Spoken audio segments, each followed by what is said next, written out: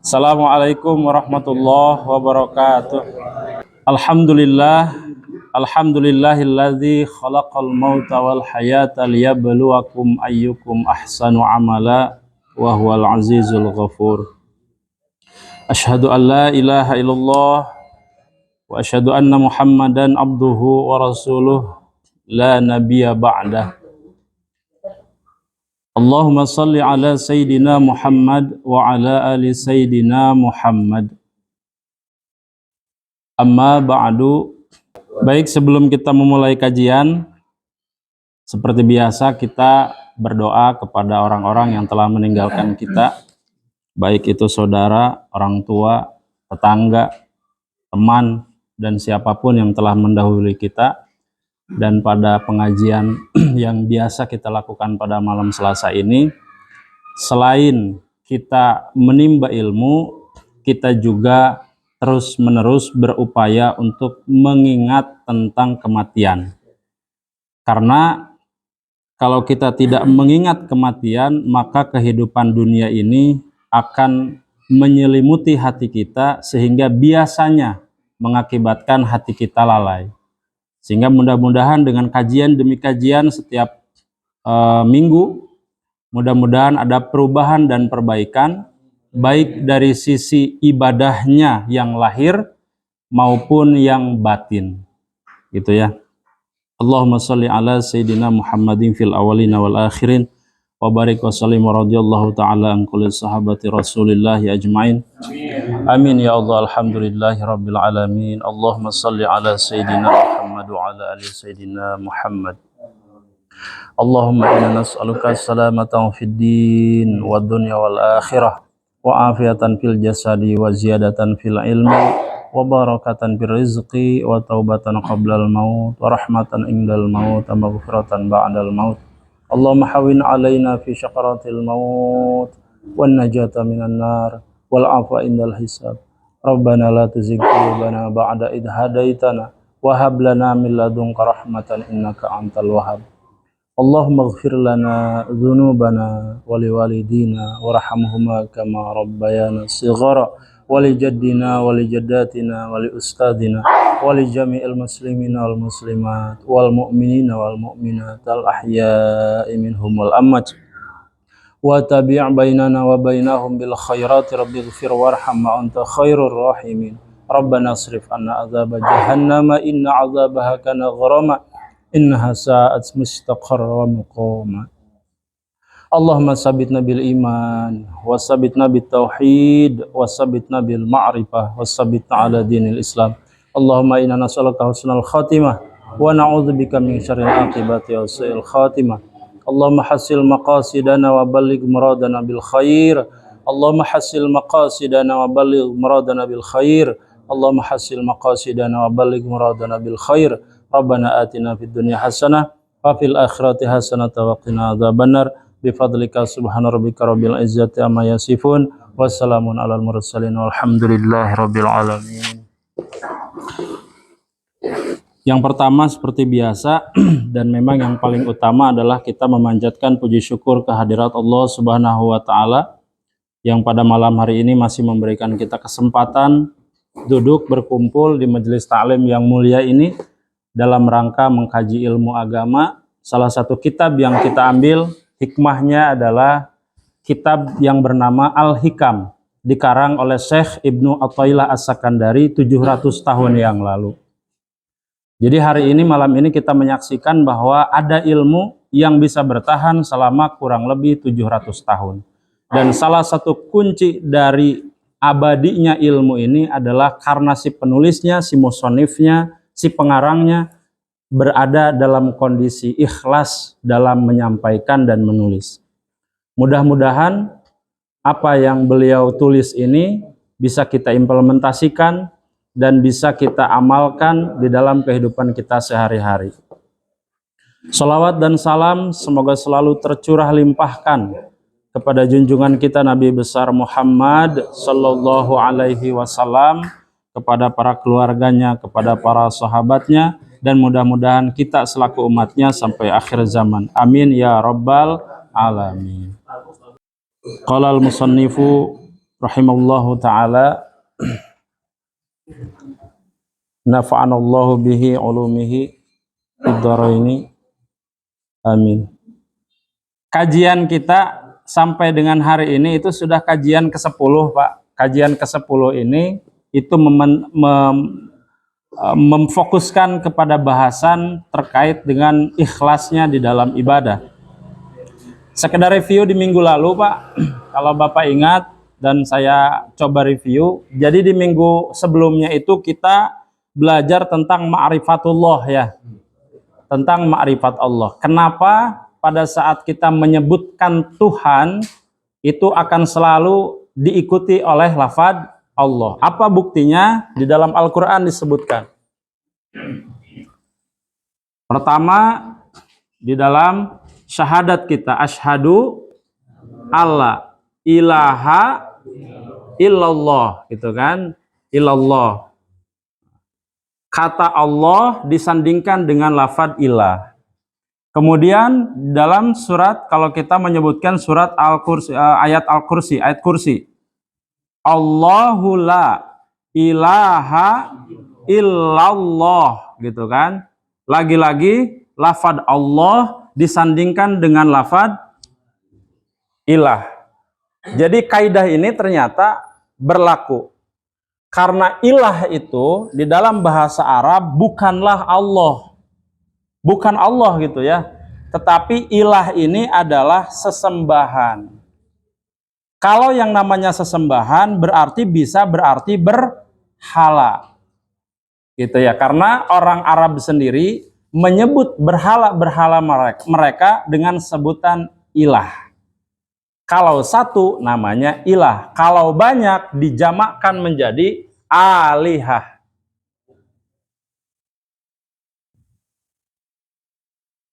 Itu ya.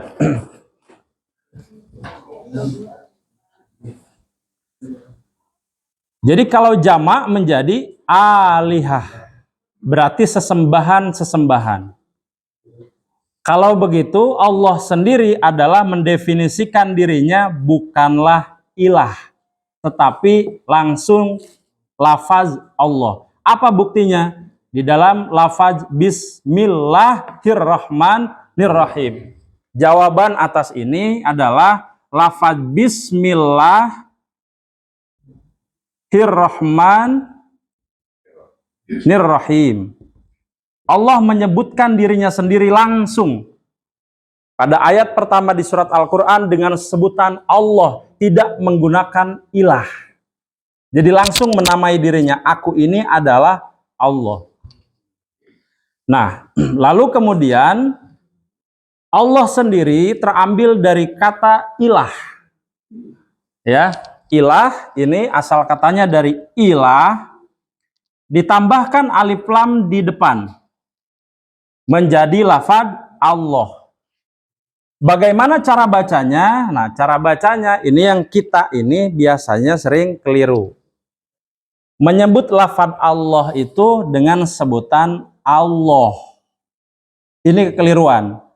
Karena di dalam huruf hijaiyah, di dalam ilmu tajwid, dari ke-28 huruf, saya jelaskan, ini sudah bisa dihapus Pak ya. Ini landasannya Pak. Kenapa Allah itu tidak dibaca Allah, tidak menggerakkan bibir menjadi O? Alasannya, huruf hijaiyah ada berapa Pak? 28 huruf hijaiyah. Jumlahnya 28. Kaidah dari huruf hijaiyah ini, apabila fathah dibaca A, apabila kasroh dibaca I, apabila domah dibaca O. Sekarang ada pengecualian huruf yang meskipun fathah dibaca O, bunyinya O, yaitu ada 8 huruf. Jadi di sini dibagi 8 huruf dengan 20. Ada 8. Kita mulai dari kho. Pertama kho. Tidak dibaca kha, tetapi kho. Pengecualian. Fathah untuk huruf kho dibaca kho, bulat O.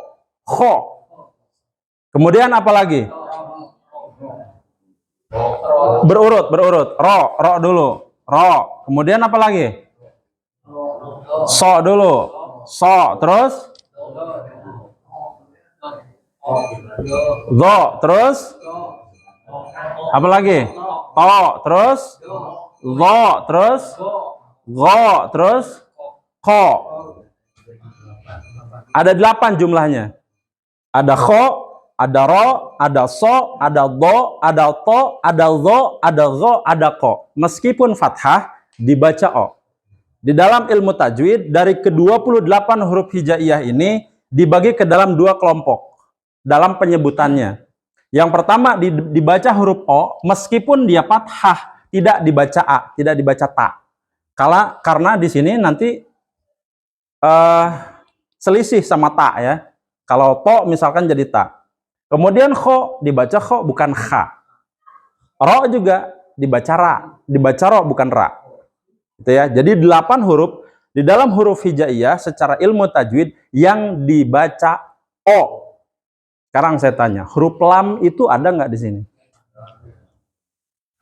Berarti dibacanya lo apa la? La. Mewah. Pada saat lam ini, pada lafaz Allah dibaca tidak Allah, Pak. Tidak o, tapi lah. Terdengarnya, nih kalau saya tutup mulut, terdengarnya loh. Allah.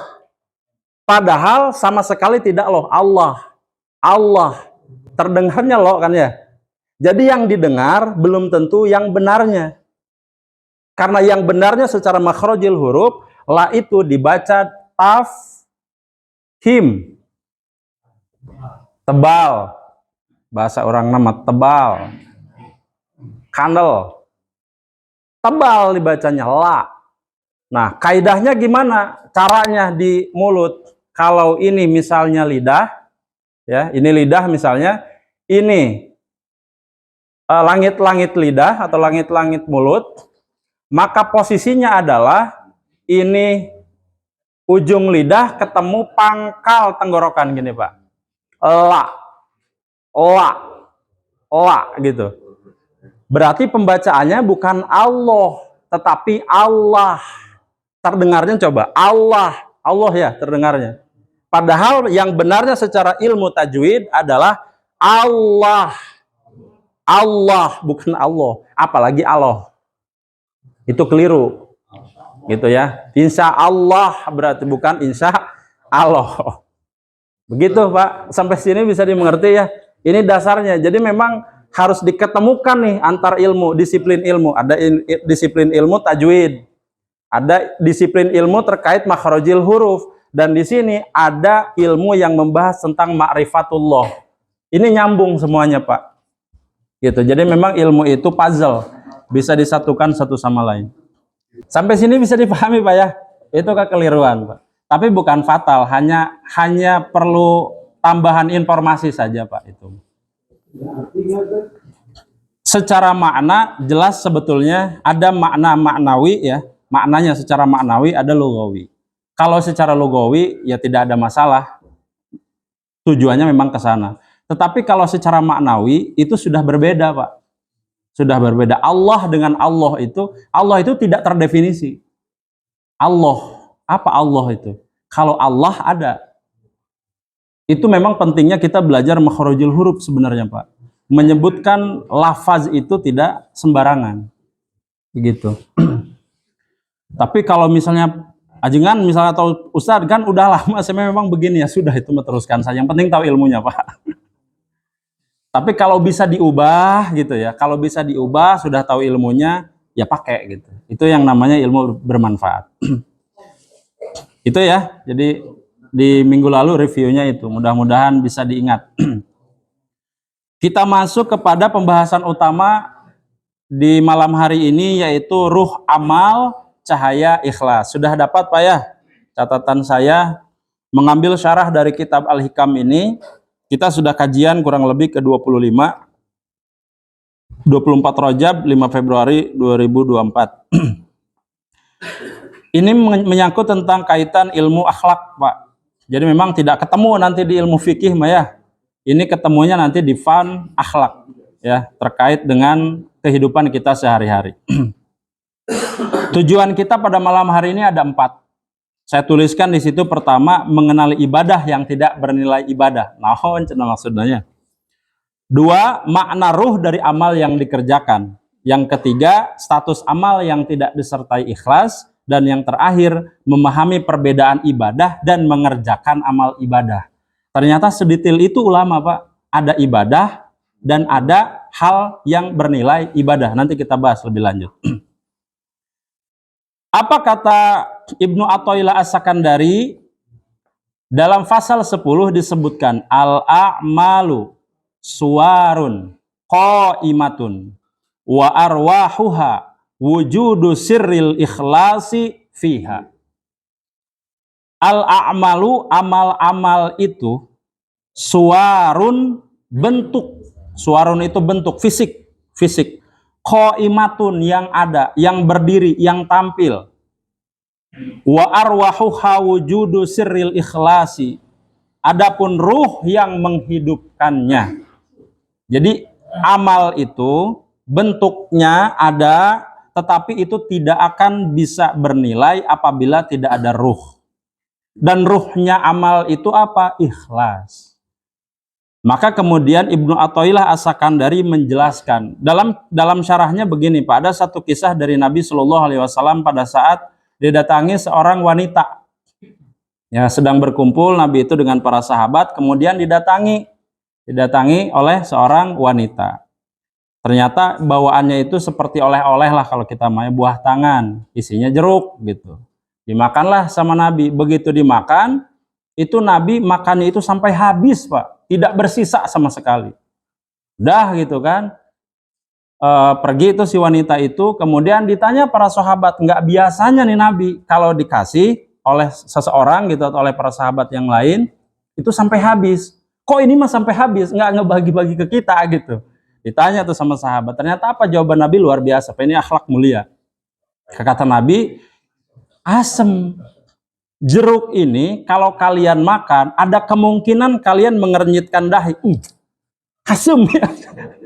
Asem ya jeruk. Begitu terdengar asem itulah, boleh jadi barangkali yang memberinya itu tersinggung. Dan pada saat tersinggung itulah ada hati yang terluka. Wah, siga lagu. Ada hati yang terluka. Ada hati yang tersakiti, Rosa itu. Abi apal itu. Ku menangis, nah FTV itu Pak. Apal Indosiar itu. Judulnya kisah nyata itu Pak. Jadi Rasulullah itu ternyata memakan semua jeruk dengan niatan tidak ada dari sahabat itu yang menyinggung perasaan yang membawa oleh-oleh tadi. Bayangkan Pak, Nabi saking ikhlasnya itu menerima semua masalah ke dalam diri Rasulullah sendiri, tidak melibatkan para sahabatnya dengan tujuan mulia, supaya orang lain tidak tersinggung. Ini urusan jeruk, Pak. Ini urusan jeruk. Jadi dalam kajian ini, mari kita sama-sama mengkoreksi, mengkaji diri sendiri. Gak usah orang lain, kita aja. Seberapa jauh, seberapa sering kita itu menyinggung perasaan orang lain. Yang paling dekat barangkali serumah, seisi rumah, istri, anak. Keluar rumah sedikit, ada tetangga, kan begitu. Tetangga itu bahkan ada tetangga dekat, ada tetangga jauh. Bahkan tetangga Cibiru saja itu misalkan kemana? Ke Permata, kemana? Ke Panjelekan, itu masih tetangga. Tetangga dalam satu komplek, ada tetangga dalam satu kota, itu masih tetangga dihukuminya gitu. Maka ini yang harus menjadi catatan buat kita Pak. Nabi hanya masalah jeruk. Kita ini apa gitu. Orang masuknya begitu dibawakan gitu. Wah iya asum. Tak beradab betul Pak. Asum. Mas jaga mah no amis gitu. Malah menta. Gitu ya. Jadi Nabi sendiri mencontohkan kepada kita bagaimana menjaga hati supaya orang lain tidak tersinggung. Sampai sesimpel itu ya, sesederhana itu, tetapi sulit sekali itu kalau tidak dibarengi dengan ilmunya. Makanya mudah-mudahan kajian demi kajian ini terlihat atau terasa asalnya itu berat, tetapi karena sering kajian menjadi bertambah ilmu sehingga implementasinya akan jauh lebih mudah. Mudah-mudahan insya Allah.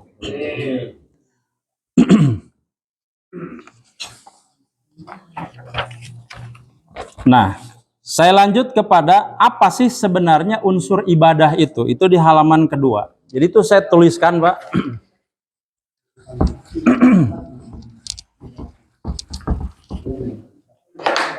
Ini ibadah, Pak nih. Ini ibadah. Ibadah itu ternyata Al-Quran sendiri menjelaskan ada dua unsur. Yang pertama adalah unsur fisik. Yang kedua adalah unsur kolbu. Coba sih. Nah, di dalam lahiriah itu, yang fisik itu kemudian diturunkan ilmunya, yaitu ilmu fikih. Fikih itu berbicara tentang ibadah yang zahiriyah. Kenapa kok harus ada ini? Karena di dalam Al-Quran dijelaskan, nanti pada saat kita meninggal, ada di alam mahsyar, kemudian kita ditimbang amal ibadahnya, semua anggota tubuh kita ini bersaksi. Apakah anggota tubuh kita ini dipakai untuk maksiat, atau memang untuk ibadah. Begitu. Tetapi fisik ini tidak menjadi modal utama. Karena apa? Contoh, Pak, kalau kita cuma bicara tentang fisik, umpama kalau wudhu itu, rukun wudhu ada berapa? Salah satunya saja. Syarat sah wudhu misalkan, harus apa? Cuci muka. Terus kalau tangan perlu, wajib. Sekarang kalau nggak ada tangan, gimana itu? Kalau nggak ada tangan gimana? Nggak sempurna gitu wudhunya. Nggak sempurna ibadahnya. Betul ya? Terus kalau ada kaki, kalau nggak ada gimana? Allah melihatnya gimana? Kalau memang disyaratkan yang namanya ibadah harus fisik. Maka ilmu tasawuf melengkapi keilmuan ini. Ilmu tasawuf itu berbicara tentang hatinya. Ternyata Allah menjelaskan di dalam Al-Quran banyak, Pak. Saya sebutkan saja di situ 3. Ya, ada yang fisik, ada yang ibadah kolbu. Ibadah fisik, contohnya saya ambil 3, ibadah haji, jelas itu fisik, Pak ya, yang sudah ke sana, saya mah belum. Doakan tapi mudah-mudahan bisa ke sana. Bagi yang sudah berhaji, katanya ini juga, saya juga baca doang ya. Itu kan ibadah fisik ya, sudah ada yang namanya sa'inya ya, kemudian tawafnya, itu luar biasa di tengah terik matahari, kemudian bejibun orang kan berdesak-desakan seperti itu. Jelas itu butuh fisik yang sempurna. Kalau tidak, riweuh. Pasti itu. Maka dikatakan di dalam Al-Quran, ini ibadah fisik. Di surat Al-Imran ayat 97 dan surat Al-Hajj ayat 27. 97 dan 27. Apalagi yang berkaitan dengan ibadah fisik, yaitu puasa. Puasa jelas fisik, Pak. Karena terasa lemasnya, kan begitu. Maka disebutkan di surat Al-Baqarah ayat 183. Ini semua kita tahu ya. Kemudian berikutnya, fisik juga disebutkan di Al-Quran sebagai sholat, itu disebutkan sebagai ibadah fisik di dalam Al-Quran, Al-Baqarah ayat 43. Ini ibadah fisik semua. Lalu kemudian, apakah ada ibadah kolbunya? Ternyata dijelaskan juga, Al-Quran sendiri yang menjelaskan. Iman. Iman itu, Pak, itu ibadah kolbu. Ibadah kolbu kan? Dijelaskan di surat Al-A'raf ayat 54. Ikhlas di surat Al-Baqarah ayat 256. Dan sabar Al-Baqarah ayat 153. Berarti ternyata ibadah itu harus punya 2 unsur, Pak. Bukan hanya terkait masalah fisik, tetapi juga masalah kolbu. Lalu sekarang pertanyaannya, kolbu yang seperti apa yang kira-kira nanti secara ilmu tasawuf diperkirakan ini dapat diterima oleh Allah? Begitu. Lanjut ke berikutnya. Apakah ada dalil Al-Quran yang menjelaskan ibadah sholat merupakan ibadah qalbu juga? Tadi disebutkan, ibadah sholat adalah ibadah fisik, asalnya, dasarnya. Tetapi ternyata di Al-Quran dijelaskan, sholat itu bukan hanya masalah soal ibadah fisik, tetapi juga ibadah qalbu. Adakah keterangannya? Ada. Bismillahirrahmanirrahim. Utslu ma uhiya ilaika minal kitabi wa aqimis shalah. Innas salata tanha 'anil fahsya'i wal munkar wa la dzikrullahi akbar wallahu ya'lamu ma tasna'un. Di ayat ini Pak, kalau Bapak perhatikan, asal muasalnya ibadah sholatnya fisik. Di akhir ayat ditambahkan keterangan yang menegaskan bahwa ini bukan hanya soal fisik. Sungguh, ini di akhir ayat, sungguh mengingat Allah, sholat itu lebih besar keutamanya daripada ibadah yang lain. Mengingat itu pekerjaan fisik atau batin atau qalbu. Batin, qalbu. Kata Al-Quran sendiri, mengingat Allah itu berarti ini pekerjaan batin. Mengingat Allah itu lebih baik ibadahnya dibandingkan ibadah-ibadah yang lain. Dan sholat sendiri berarti salah satu pengertiannya sholat itu adalah zikr, mengingat Allah. Begitu. Jadi di sini jelas nih Pak. Di dalam sholat kita tidak hanya sebatas sholat. Tidak hanya sebatas fikih saja, yang zohiriyah saja. Tetapi qalbu kita juga harus dipertanyakan. Apakah ibadah kita ini sudah ikhlas atau belum? Begitu. Kemudian sholat yang kita kerjakan secara umum nih Pak, ibadah apapun memang harus menghadirkan keikhlasan. Jadi ternyata Pak, kalau saya gambarkan ada sebuah pengadilan. Ini saya tanya begini Pak, pengadilan diciptakan untuk apa? Untuk mengadili ya. Sekarang kita pakai teori dan praktek nih. Kalau secara teori yang namanya pengadilan itu berarti sebuah lembaga untuk mengadili. Sekarang pertanyaannya, implementasinya, apakah seperti itu? Apakah seperti itu? Apakah pengadilan selalu menjadi lembaga yang mengadili? Yang adil? Mengadili iya, tapi adil apakah pasti? Belum tentu. Berarti kalau kita perhatikan, lembaga peradilan belum tentu bersikap adil. Orangnya belum tentu bersifat adil. Ini kita bisa maknai, sholat itu betul ibadah. Tapi pada prakteknya, apakah itu menjadi bernilai ibadah? Belum tentu. Dikembalikan kepada hatinya si orang tersebut. Niatnya apa dan bagaimana?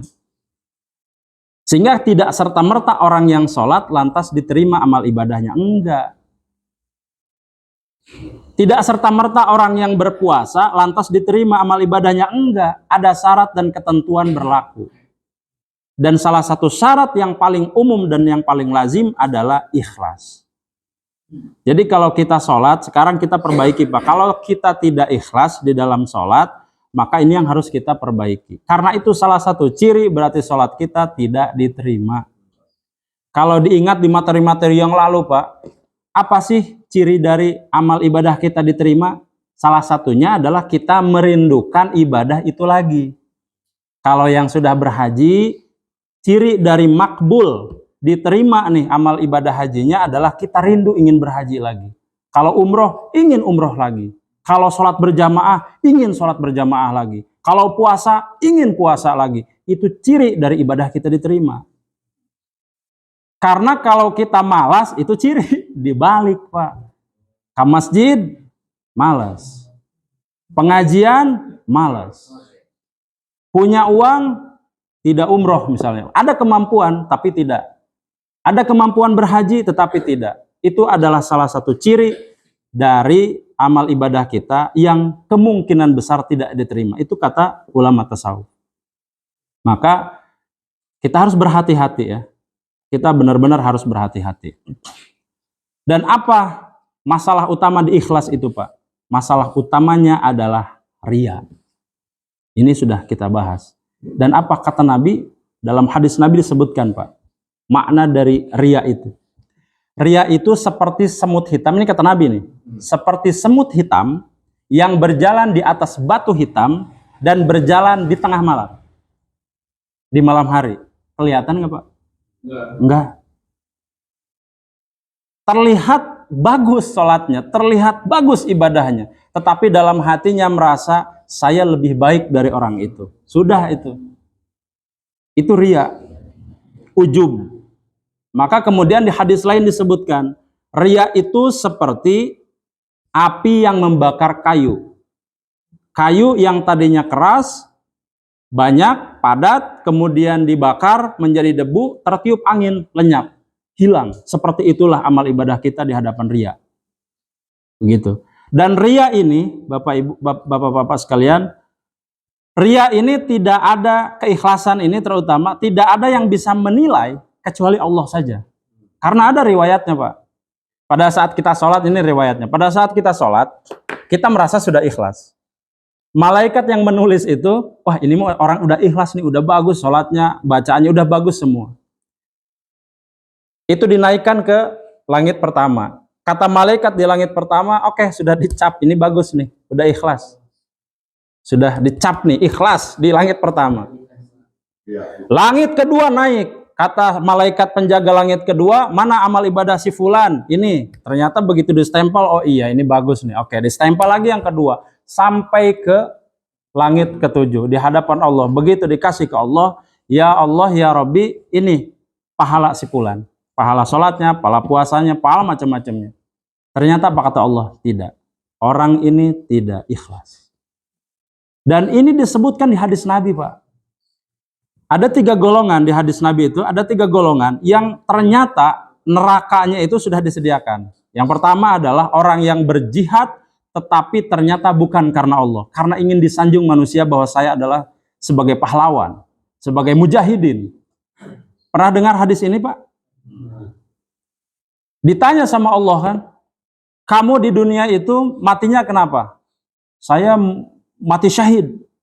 La, kazab, kata Allah. Tidak, kamu berdusta. Kenapa? Karena kamu berjihad itu hanya untuk dinilai manusia supaya seorang pahlawan. Sebagai orang yang kesatria. Kalau memang itu tujuanmu, itu sudah kamu dapatkan di dunia. Maka amal ibadah yang mati syahidnya itu menjadi sia-sia, Pak. Yang kedua apa? Orang yang dermawan, orang yang banyak harta. Ditanya, bukan berharta dulu. Yang keduanya adalah orang yang berilmu dulu, mohon maaf. Kemudian ditanya nih orang yang berilmu, kamu pesantren lama, ya kan? Banyak hafal hadis, banyak hafal Al-Quran. Apa yang kamu bawa ke hadapan saya? Ini ada pahala Al-Qurannya, ada pahala pengajiannya, banyak gitu. Kata Allah, la kazab. Kamu belajar Al-Quran, belajar hadis semata-mata agar orang lain menganggap kamu pintar. Disebut al-alamah, orang yang pandai, jenius. Gitu. Allah tidak menerima itu, Pak. Dan yang ketiga adalah orang yang dermawan. Ditanya, kamu punya harta banyak? Iya, dan semua saya sedekahkan. Masjid saya sumbang, anak yatim piatu saya sumbang, semuanya saya sumbang. Kata Allah, lah kazab. Tidak, kamu berdusta. Kenapa? Karena pada saat kamu memberikan itu, kamu ingin sekali untuk pamer. Saya sudah memberikan sekian ke si fulan, ke si fulan, ke si fulan. Bahkan itu disebutkan, Pak. Dan kalaupun tidak disebutkan, kita menganggap bahwa kita paling banyak. Ini ada kisahnya, Pak. Pada saat kita memberi, misalkan sedekah, Pak. Asalnya misalkan 10 juta. Umpama saja ini. Umpama 10 juta. Kita ngasih nih, sedekah 10 juta. Setan itu nggak berhenti sampai situ. Pada saat pertama, setan menganggap, wah saya kalah nih. Orang ini harusnya nggak bersedekah. Kan di ini. Kenapa kamu banyak-banyak sedekahnya? Udah sedikit aja, 1000 aja. Jangan banyak-banyak kan begitu. Pada saat ngasih, kalah tuh pertama tuh setan. Tapi namanya setan ya. Namanya iblis mah nggak berhenti sampai situ. Mundur selangkah tapi majunya 1000. Kata Nabi, udah banyakin lagi aja. Kan kamu banyak duit. Banyakin lagi tuh sedekahnya. Banyakin lagi. Sampai 100 juta, Pak. Pada saat 100 juta itu, bisikan setan apa? Kamu lihat nggak? Ini bisikan setan. Kamu lihat nggak? Yang lain itu cuma 15 juta. Yang lain itu cuma 1 juta. Kamu doang yang 100 juta. Hebat nggak? Oh iya ya. Pada saat itu kita menganggap, orang itu menganggap dia adalah orang yang paling banyak sedekahnya. Hilang itu pahala. Hilang itu. Karena sudah menganggap dirinya lebih baik dibandingkan orang lain. Di minggu lalu kan sudah saya bahas ya. Dan Al-Quran sendiri yang menjelaskan itu. Jangan mengatakan dirimu suci. Karena aku yang lebih tahu hati seseorang itu. Begitu. Sampai sebegitunya Pak. Maka di hadis Nabi tadi dijelaskan. Ria itu, ujub itu seperti semut hitam yang berjalan di atas batu hitam. Dan jalannya itu di malam hari atau di tengah malam. Hilang, tidak terlihat sama sekali tapi ada. Seperti itulah ria, seperti itulah ujub. Sedikit tetapi bisa menghabiskan pahala. Begitu ya. Kemudian yang berikutnya Pak, sholat itu ternyata mengajarkan kita untuk merasakan mati ketika hidup. Posisi kita pada saat setelah takbir gimana Pak? Allahu Akbar. Itu kan posisi pada saat kita meninggal juga begitu kan ya. Coba diingat-ingat itu Pak. Kita itu dalam 5 kali sehari diingatkan untuk ternyata kita akan kembali seperti itu. Tidak ada jalan lain pada saat itu kita sedang menuju Allah. Maka kemudian Allah mengatakan di Al-Quran, wala tutma'inna wa aqimus sholah. Kamu jangan dulu sholat sampai keadaan kamu tenang dulu. Kenapa coba tenang Pak? Kenapa harus tenang? Karena kita disimulasikan akan kembali ke hadapan Allah itu tidak memikirkan apapun. Sekalipun kita punya gaduh istri cantik, ditinggalkan. Harta banyak, ditinggalkan. Wala tutma'inna wa aqimus sholah. Kata Allah, kembalilah kepadaku dalam kondisi tenang. Maka kenapa kalau mau makan, misalkan kan ada waktu sholat, makan dulu. Ya kan, kalau misalnya ada waktu sholat, datang waktu sholat, kita mau punten, buang hajat dulu. Jangan pas sholat, wah, sangayang misalkan gitu kan. Aduh, ripuh ya. Mulas, waduh. Apalagi kalau pas jadi imam, mulas, wah ripuh itu Pak. Nasi padang atau rujak cuka gitu kan. Jadi memang sholat ini Pak, diingat Pak ya, ini ilmu dari Ibnu Athaillah As-Sakandari yang memang harus kita implementasikan ya. Pada saat kita sholat itu dalam kondisi tenang, dalam kondisi yang tidak gurung-gusuh, rusuh gitu, enggak. Kondisi tenang, apapun yang nantinya akan menghalangi sholat dijauhkan gitu ya. Sehingga kata Nabi Shallallahu Alaihi Wasallam, ini hadis sahih, aksiru zikra hadhihi al-lazati, ya, perbanyaklah mengingat pemutus kelezatan. Apa itu pemutus kelezatan Pak? Meninggal, kematian. Karena tidak ada itu yang memutus itu kecuali itu. Maka sholat itu mengingatkan terkait itu. Begitu ya. Kemudian nih, bahasan utama kita berikutnya yang tadi ya, terkait dengan ibadah yang tidak bernilai ibadah.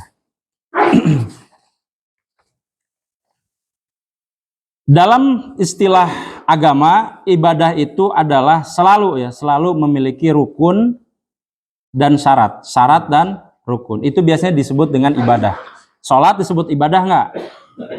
Ya, ada rukunnya, ada syaratnya, puasa juga ada, haji ada, berarti semua itu dianggap sebagai ibadah.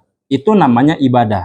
Nah sekarang ada ibadah yang tidak bernilai ibadah. Jadi hal yang cuman bernilai. Contohnya apa? Memberi pinjaman. Memberi pinjaman ya.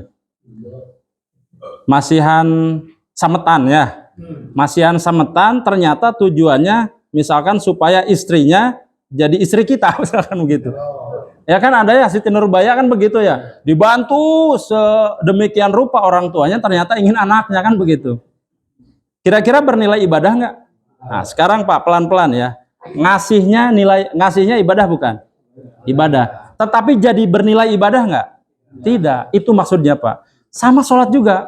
Sholat itu bentuknya ibadah nggak? Tapi apakah bisa bernilai ibadah? Belum tentu. Begitu maksudnya Pak. Menolong orang, bekerja mencari nafkah. Mencari nafkah memang diwajibkan ya untuk laki-laki. Tetapi coba diperhatikan, apa fungsi apa niat dari mencari nafkahnya? Buaman nyari nafkahnya supaya banyak harta, supaya gaduh istrinya dua gitu. Yang satunya tidak adil, duanya tidak masalah, tetapi tidak berlaku adil. Ini kan juga jadi keliru. Niatnya benar, amalnya benar, tetapi niatnya keliru, menjadi tidak bernilai ibadah. Maka tarik definisi ini kepada sholat, ibadah-ibadah kita. Berarti semua hal yang terlihat ibadah belum tentu menjadi ibadah. Belum tentu bernilai ibadah. Tergantung dari hatinya berniat apa. Hatinya menuju siapa? Kalau hatinya tidak menuju Allah, maka amal ibadahnya tidak dianggap bernilai pahala. Maka kemudian Allah mengatakan, dijelaskan di dalam sabda Nabi Shallallahu Alaihi Wasallam. Diperhatikan, Mbak ya. Ini orang yang sudah mengerjakan amal ibadah, tetapi ternyata amal ibadahnya kosong, zong. Dijelaskan di situ. Sesungguhnya amal yang pertama kali dihisab pada seseorang hamba pada hari kiamat adalah sholatnya, Pak. Berarti sholat yang pertama kali dihisab. Tetapi hadis ini seperti bertentangan dengan surat Al-Ma'un. Fawailul lil musallin. Maka celakalah orang-orang yang sholat. Loh, orang tos ibadah kok cilaka? Coba, Pak. Sudah ibadah, sudah sholat, sudah melawan hawa nafsu, anger dikatakan cilaka. Dijelaskan alladzina hum an sholatihim sahun. Ternyata sholat yang dimaksud itu tidak bernilai pahala. Kenapa? Karena lalai. Lalai di sini banyak, Pak. Bisa diartikan memang tidak sesuai. Kolbunya itu menghadap Allah, ingat kepada Allah yang tadi zikro tadi. Atau di dalam kehidupan sehari-harinya itu tidak mengimplementasikan nilai sholat itu ke dalam kehidupan sehari-hari, baik ke tetangga, baik ke istri, baik ke anak, dan sebagainya. Itu tidak diimplementasikan. Maka ada istilah, solehnya cuma di masjid. Solehnya di masjid, tetapi pas begitu pekerjaan korupsi. Tidak dipakai kan? Itu yang dimaksud dengan fawailul lil musallin alladzina hum an sholatihim sahun. Lalai atas sholatnya. Dan lalai sholat itu berarti tidak mengimplementasikan nilai sholat ke dalam kehidupan sehari-hari. Begitu, Pak. Baik, sedikit lagi. Berikutnya adalah, sebelum ke kesimpulan, sholat itu ternyata mengistirahatkan diri sejenak dari kehidupan duniawi.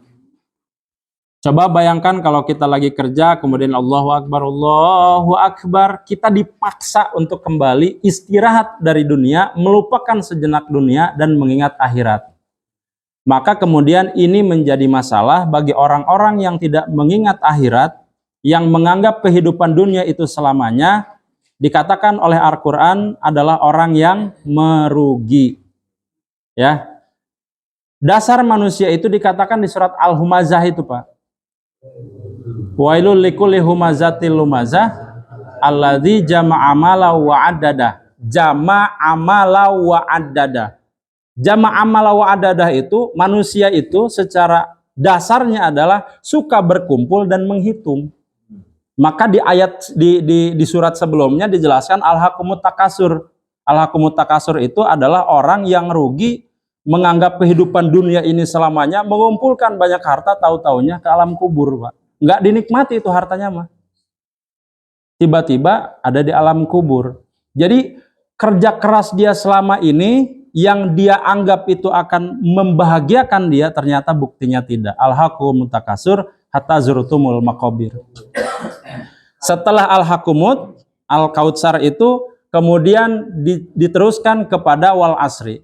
Wal asri itu kan membicarakan tentang orang yang merugi kan? Innal insana lafi khusrin, orang yang merugi. Dan orang yang tidak merugi adalah orang yang beramal soleh. Orang yang beramal soleh juga tidak bisa serta-merta menjadi ibadah. Ini jawabannya, kecuali dengan ikhlas. Yang dikatakan di surat, banyak di dalam surat Al-Quran, mukhlisina lahuddin. Mukhlisina lahuddin. Mukhlisina lahuddin itu adalah orang-orang yang ikhlas di dalam beragama. Begitu ya. Nah, salat itu mengajarkan ikhlas beramal soleh dan berlepas diri dari kehidupan duniawi. Cirinya begini, Pak. Umpama kalau kita diajukan pertanyaan begini. Kita saat ini siap nggak menghadapi kematian? Kalau kita dicabut nyawanya siap nggak? Nah itu adalah ciri, kata Ibnu Athaillah As-Sakandari, kalau masih ada ketidaksiapan di dalam hati kita terkait menghadapi kematian, maka itu ciri amal ibadah kita ada yang bermasalah. Karena orang yang sudah menata hatinya, kemudian menata ibadahnya dengan sedemikian rupa, maka tidak akan menjadi masalah kapanpun kematian itu tiba. Itu kata ulama, bukan kata Nuruddin, saya mengutip saja Pak. Kenapa demikian? Secara kajian tasawufnya, kalau kita tidak ingin menghadap Allah, artinya kita masih ingin di dunia. Berarti kecondongan untuk keduniawiannya itu tinggi. Maka kemudian ini yang menjadi alasan Allah mengatakan, ini saya ulang-ulang supaya mengerti Pak ya. Irji'i ila rabbiki radiyatan mardiyah Pak. Kembalilah kepadaku dengan ridho dan diridhoi. Kembali kepadaku dengan ridho itu siapa yang ridho Pak? Ridho, yang ridhonya? Kita ridho. Ridho kepada Allah itu dalam kondisi ikhlas berarti Pak. Meninggal itu dalam kondisi ikhlas. Kenapa? Karena ada orang yang meninggal dan banyak sekali manusia, bukan hanya orang kafir Pak, orang muslim sendiri pada saat mau dicabut itu pengen kembali hidup untuk beramal soleh sebanyak-banyaknya, tetapi tidak bisa, semua sudah terlambat. Dan ini di kajian subuh kemarin dijelaskan ya, saya ke bapak-bapak yang mengaji, ada satu kalimat di surat Al-Fajr, yaqulu ya laitani qaddamtu li hayati. Mereka itu para orang-orang yang saat ini sudah meninggal mengatakan, yaqulu ya laitani, seandainya saya hidup kembali. Apa yang mereka katakan? Ingin melakukan amal soleh. Dan apa salah satu amal soleh yang ingin dikerjakan? Sedekah. Kenapa sedekah yang disebut? Pahalanya mengalir. Disebutkan amal jariyah. Berarti sesuatu yang sifatnya amal jariyah itu akan menjadi penolong kelak Pak, karena itu akan terus mengalir. Maka di hadis lain Nabi mengatakan, ada amalan yang paling utama adalah sedekah air. Sedekah, spesifik lagi sedekah air. Kenapa sedekah air menjadi yang utama? Karena air itu akan selalu mengalir dan dipergunakan oleh banyak orang. Berarti poinnya adalah banyak dan keberlangsungannya tinggi. Itu bisa sampai akhir zaman. Kalau misalnya kita buka sumur, atau sekarang apalah, jangan sumur, ledeng misalkan kan, untuk masjid. Selama masjid ini berdiri sampai yaumil akhir, misalkan, dan itu masih tetap dipergunakan, pahalanya beribu-ribu tahun akan terus mengalir. Itu yang dikatakan. Dan yang keduanya adalah ilmu bermanfaat. Ini juga dalam rangka itu Pak ya. Jadi saya punya ilmu sedikit yang bisa saya sharing, barangkali mudah-mudahan itu bisa bermanfaat, wabil khusus terhadap diri saya sendiri gitu. Mudah-mudahan, dan umumnya memang kepada kita semua. Itu saja barangkali Bapak Ibu, Bapak-bapak yang bisa saya sampaikan. Jika memang ada yang mau disampaikan atau yang mau didiskusikan, bahwa kesimpulannya adalah ikhlas itu Pak adalah ruhnya amal. Bayangkan seseorang manusia. Manusia itu diberikan jasad. Kalau tidak punya ruh, bermanfaat atau tidak? Bermanfaat atau tidak? Tidak. Maka amal ibadah itu seperti manusia itu Pak. Amal ibadah fisiknya itu adalah jasadnya. Sedangkan ikhlas itu akan menempel kepada jasad. Ruh itu akan menempel kepada jasad kalau jasadnya ada. Artinya adalah jangan dulu bicara ikhlas, amal dulu. Wah saya ikhlas tapi sholat ente. Saya sudah ikhlas tapi puasa enggak. Puasa dulu, sholat dulu, ibadah dulu, baru ngomong ikhlas. Begitu maknanya ya. Jadi sekali lagi bahwa ikhlas itu adalah ruh dari amal. Hadirkan keikhlasan itu di dalam hati, mudah-mudahan amal kita diterima. Begitu? Amin. Segala sesuatu akan berdampak menjadi bahagia apabila hatinya lapang. Betul atau tidak Pak? Coba mengerjakan sesuatu dengan kondisi hati kita lapang dan tidak lapang. Mana yang membuat kita bahagia? Lapang. Sesulit apapun masalah, apabila hati kita, pikiran kita lapang, maka masalah itu tidak dianggap sebagai masalah besar. Kita semua yang hadir di sini punya masalah masing-masing kan, dengan tingkat kadarnya masing-masing. Pasti itu, pasti. Dan setiap kita hidup, selama kita hidup pasti akan begitu. Tapi Allah katakan bahwa apa sih makna dari keikhlasan ini? Keikhlasan itu yang paling terasa adalah kamu menjadi lebih berlapang dada. Kalau sesuai dengan keinginan kita, kita mengucapkan syukur alhamdulillah. Tetapi pada saat kita tidak dikabulkan atas apa yang kita inginkan, maka itu dianggap sebagai ibadah saja. Sehingga lapang, Pak. Bayangkan kalau itu dianggap, wah, kok Allah itu ngabul-ngabulkan, kan siga nuntut kan? Maka itu kurang ajar gitu. Secara etika, adab itu kurang ajar. Karena memaksa Allah untuk mengabulkan doa kita. Padahal kata Allah, kumaha aing kan gitu. Kumaha Allah gitu. Sehingga ini yang menjadi masalah, bahwa seringkali kita itu tidak ikhlas. Pada saat kita tidak ikhlas, semuanya menjadi masalah, Pak. Yang tidak masalah pun menjadi masalah. Gitu. Jadi keikhlasan yang paling terpenting, menumbuhkan sikap lapang dada, sehingga dengan lapang dada itulah baik masalah maupun ibadah kita itu menjadi lebih bernilai. Wallahu a'lam. Untuk supaya ibadah itu ikhlas, yang pertama adalah harus disertai dengan ilmu, Pak. Jadi hal pertama adalah ikhlas itu ilmu. Nah, kajian kita rutin pada malam Selasa ini, Pak, itu sebenarnya untuk menumbuhkan keikhlasan beribadah. Karena kalau orang yang tidak ikut kajian atau yang belum ikut kajiannya akan menganggap kalau sudah sholat ya udah kewajiban saya sudah terpenuhi. Belum tentu. Ya, kewajiban itu kalau sudah dilaksanakan harus bernilai. Begitu. Kalau tidak, ini akan menjadi masalah. Maka poin pertama adalah keikhlasan itu harus ditunjang dengan ilmu. Dan ini salah satunya ilmu yang kita bahas. Yang kedua adalah perbanyak ibadahnya. Jadi kalau kita nih belum suka ke masjid, lebih rajin ke masjid.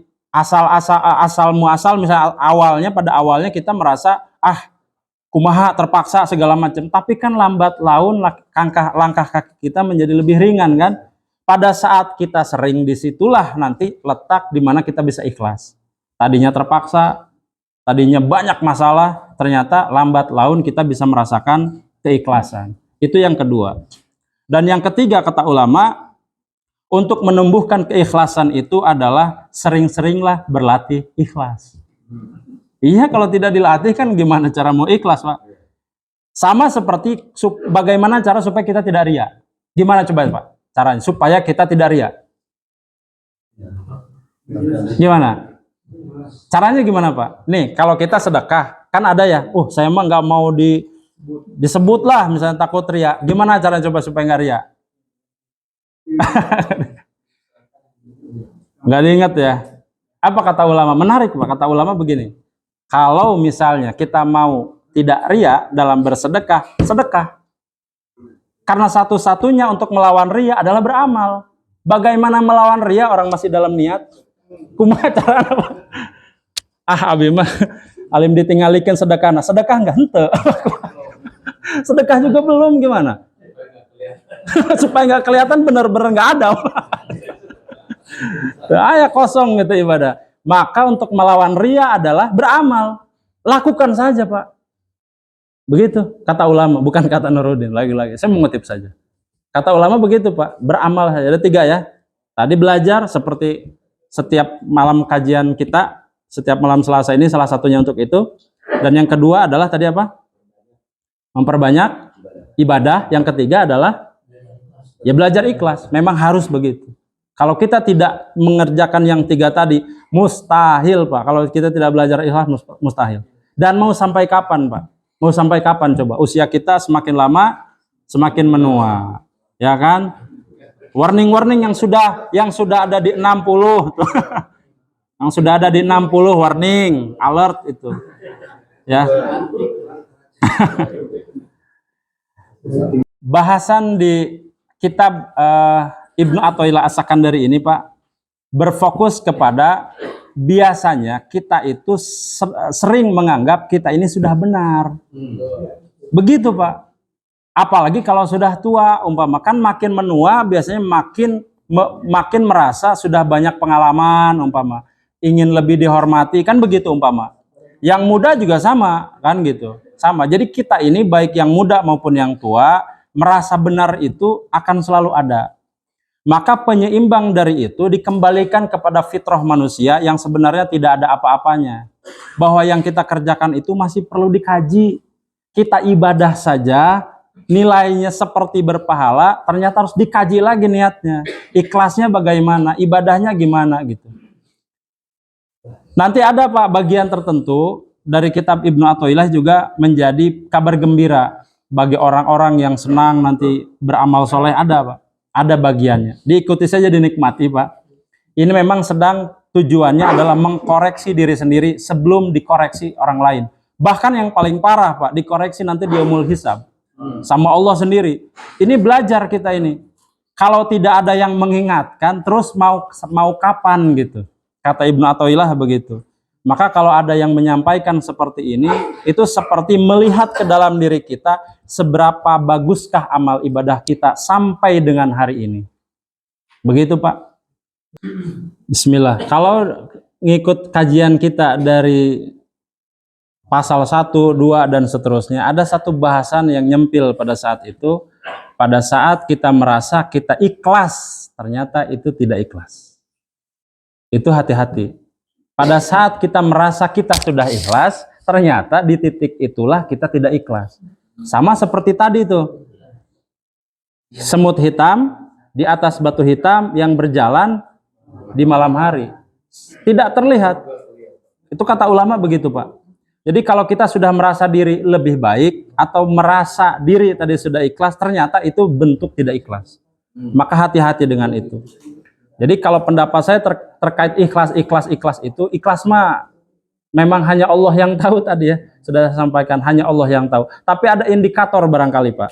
Apa indikatornya? Adalah keberlangsungannya ini lama atau tidak. Itu cirinya. Ada ciri ikhlas itu adalah lama. Sama seperti para nabi, ada yang sampai hampir 1000 tahun berdakwah. Siapa itu?